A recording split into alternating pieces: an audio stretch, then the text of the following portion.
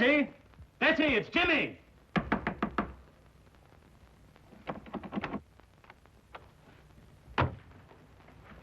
Mr. Durham, something's happened to Betty. Force the door open.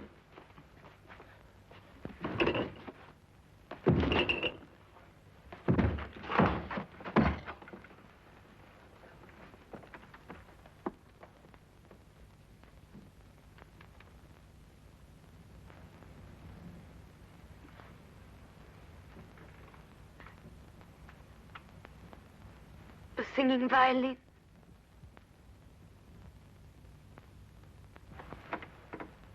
Betty, darling. The singing violin.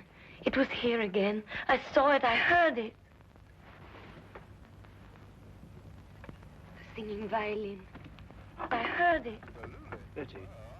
I saw it.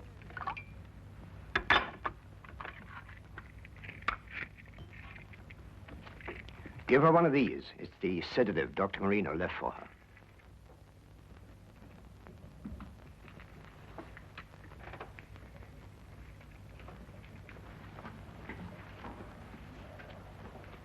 She will attend to my stepdaughter.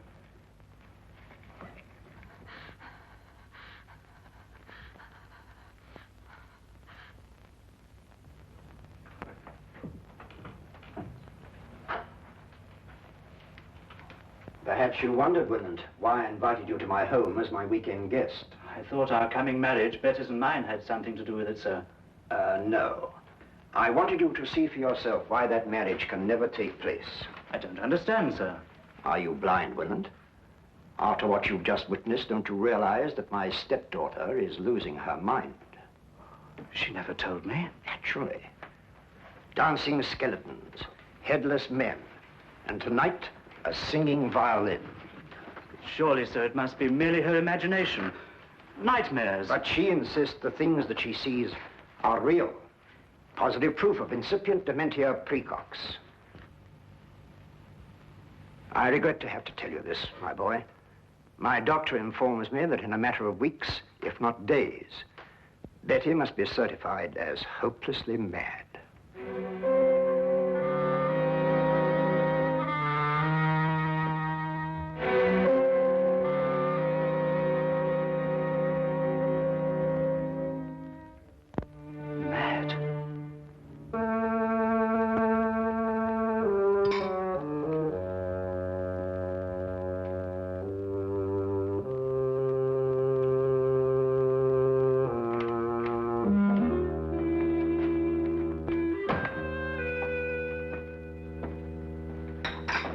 Finished, sir? Yes. Get out the Thompson file, Wilkins. You know that hatchet killer. Yes, sir. Mr. Holmes did a neat bit of work on that case, don't you think, sir? Might I remind you, Wilkins, that Scotland Yard also worked on that case? Yes, sir. What shall I do with the file, sir? Put it in the case's closed file, of course. Very good, sir. Crime seems to be falling off in London this week, sir. It's been a dull week. Yes, it's so dull, I'm going to do something about it. What, sir? I'm going to visit our old friend Sherlock Holmes. I've noticed that when we've got no crime, he has.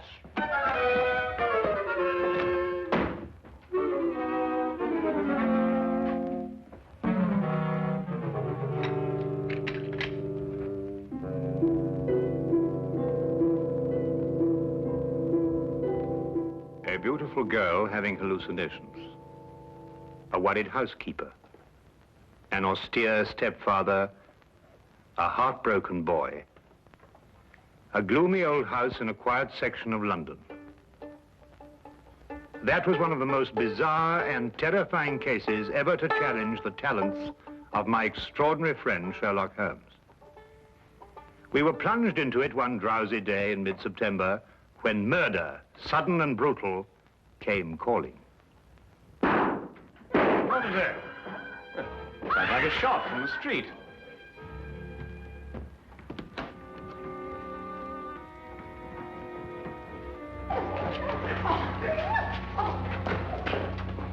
stand back there. Stand back, please. What's happened to your passenger? He's dead, sir. Dead? True enough. He's been shot. What's going on here? This man in the carriage, Inspector. Shot he was, sir. All right, let's stand back here, please. Stand back, please. Stand back. Let's move along here, please. Please. Stand back, please. Move along here, please. Please stand back. Move along here, please. Move along. Officer, Yes, sir. you take charge here. Yes, sir. All right, driver. What do you know about this? I don't know. We were about to have a visitor.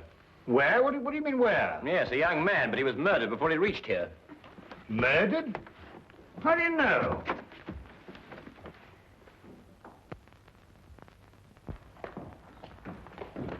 Let's move along, please. Move along. It's all over. Move along, please.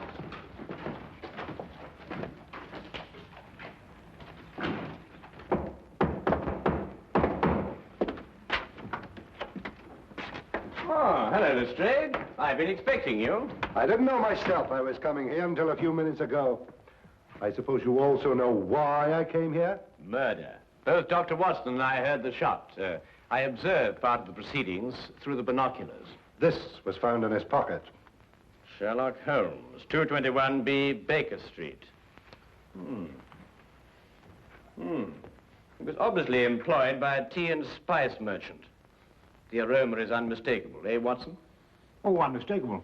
The boy's wallet gave us some further information. His name was James Winant. He lived at number 5 Crestwood Place. He was employed by Stackhurst and Durham, tea and spice merchants. Stackhurst. Stackhurst. Does the name mean something to you, Holmes? Well, it should. Stackhurst and Durham appears in almost every tin of tea sold in England. What was young Winant's business with you, Holmes? Winant. Durham. Ah. I've never heard of Winant before. Were you able to ascertain anything from the cabby? No, one of the passers-by heard him say, the singing violin. The singing violin? No, that can't mean anything, I'm sure. Can't mean anything, Lestrade. Well, now, of course not. Get your hat, Watson. Well, where are we going, Holmes? To interview the murderer of Jimmy Winant, of course. You mean to say you know who killed him? Of course I do. Don't you?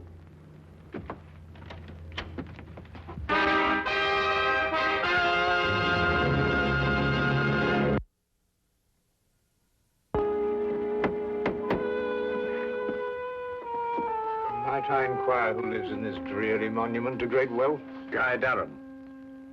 Durham? Wasn't he one of the partners of the firm that employed young Winant? Yes, the only surviving member. Stackhurst died 15 years ago. Holmes, you said we were going to visit Winant's murderer. I did. Yes? Good morning. I'm Sherlock Holmes, and this is Dr. Watson. I'd like a word with Mr. Guy Durham. Here is my card. I'll tell him, for all the good it'll do. He left word he doesn't want to be disturbed. Come in.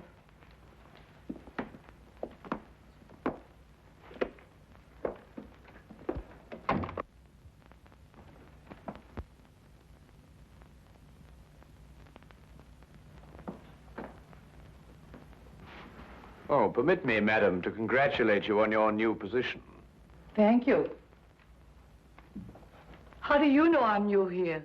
Mrs. Ferguson, who is at the door? Excuse me.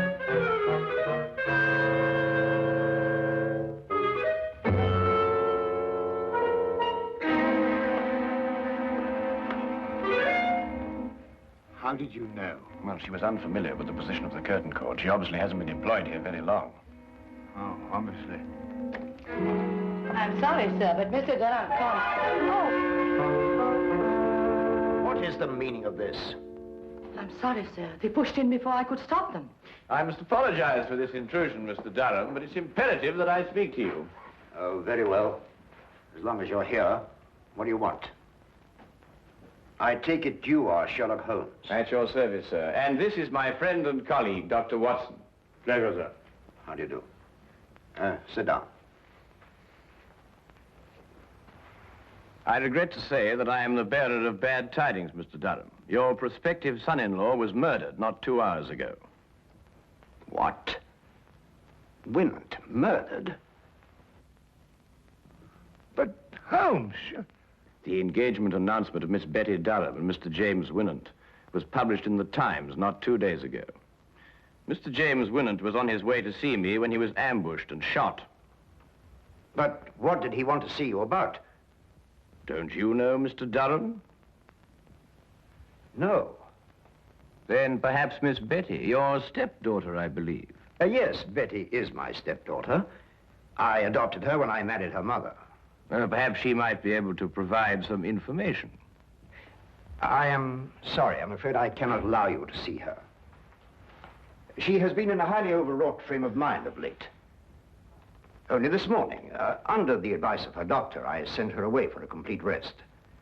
Moreover, it is best under her present mental condition that she should remain in ignorance of Winant's death. Oh, that's most unfortunate.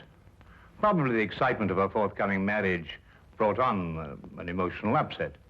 Not only probably, Doctor, but true. And now, if you'll excuse me, I regret I cannot be of any more help to you. Oh, Mr. Durham, what is the name and address of your former housekeeper? Why do you ask? Well, housekeepers are rather hard to come by these days. If she hasn't already found a new position, I'd like to employ her. Oh, I prefer not to recommend my former housekeeper. I had to discharge her for theft. Good morning, gentlemen.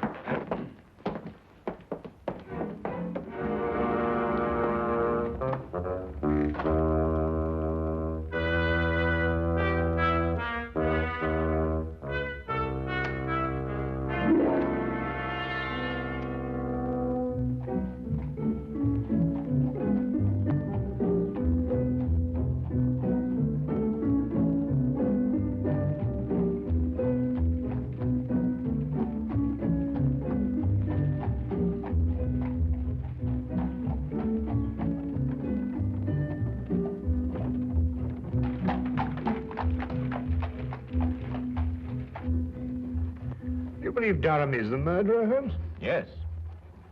Why are you so sure? Well, 15 years ago, Horace Stackhurst died in extremely mysterious circumstances. Stackhurst? Would that be the Stackhurst of Durham's firm?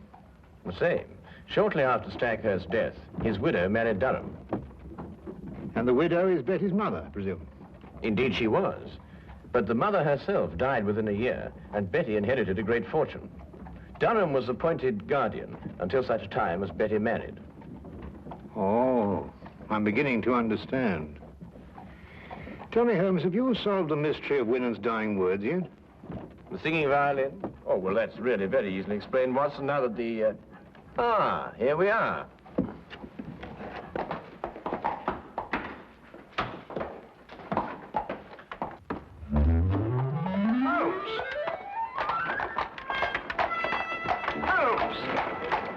It was just like Holmes to leave me in the middle of an unfinished explanation, bursting with curiosity. But there was nothing I could do about it except wait for his return.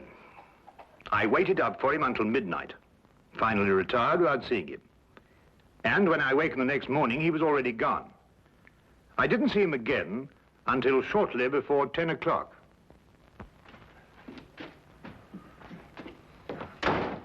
Hello, where have you been? Do you mind going to the window, Watson? What? I've got a surprise for you. Oh, Go on. all right.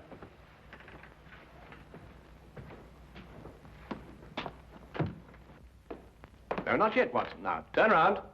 Now, keep looking into the street. That's better. Now. Won't be a minute now.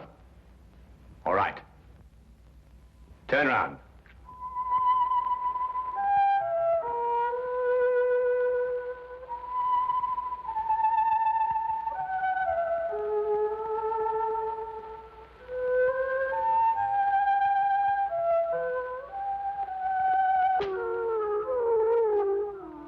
Well, what?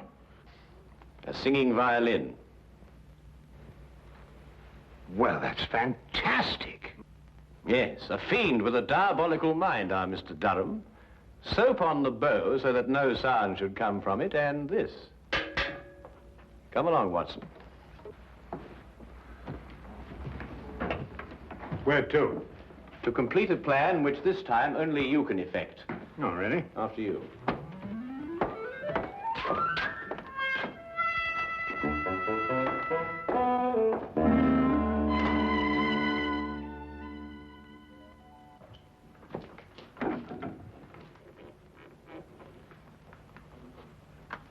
Ha-ha, John Murdoch! So I found you at last, eh? What?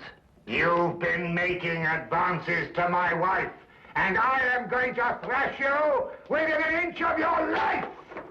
Wait a minute. You've got the wrong man. Don't you lie to me! I'm not John Murdoch, I tell you. Help!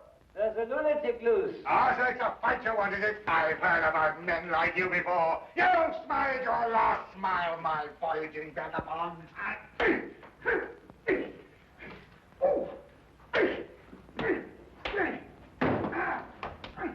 My answer is final, Durham. I didn't mind certifying your stepdaughter as insane, but I draw the line at murder. If you want her killed, do it yourself. Very well, Marino. I will. But you will have to sign the death certificate. That I'll do. An overdose of morphia would be the best way. I'll prepare a hypodermic for you. She's under sedation now, and shouldn't give you any trouble. What room is she in? Number 4. Dr. Marino, help! Something's happening out there. Let it wait. Give me the hypodermic.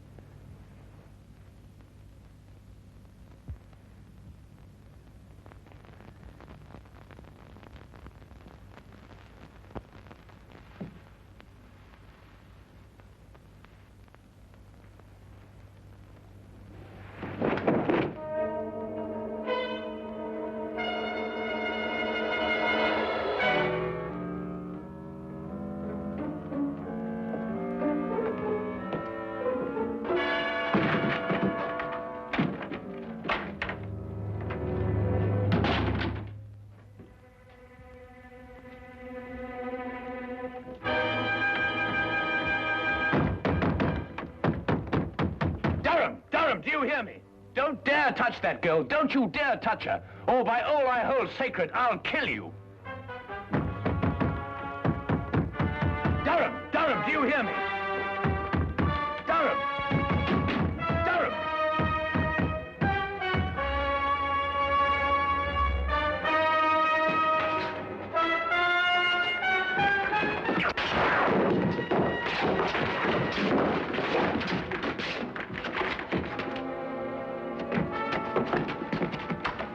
Are you all right, Holmes? The girl, is she all right, Watson? Just drugged. She'll be all right. Well, what kept you so long? Dr. Marino brought up reinforcements. When I came here and answered your summons, I found Dr. Watson fighting with 4 men. Must say he was holding his own. Now, will somebody please tell me what this is all about? Nothing would give me greater pleasure, Inspector. May I introduce Mr. Guy Durham, your murderer? What?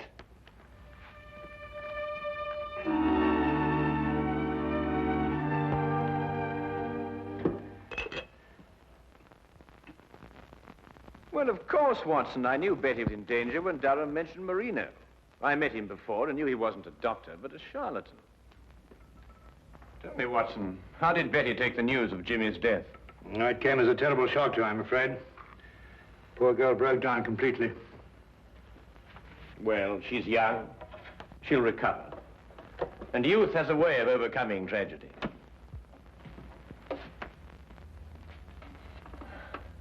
Ah.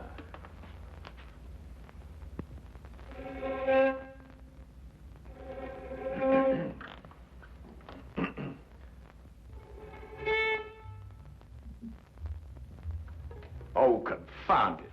I completely forgot that I soaped this bow. It'll be days before I can play again. Really? A wonderful invention, soap. Has so many uses.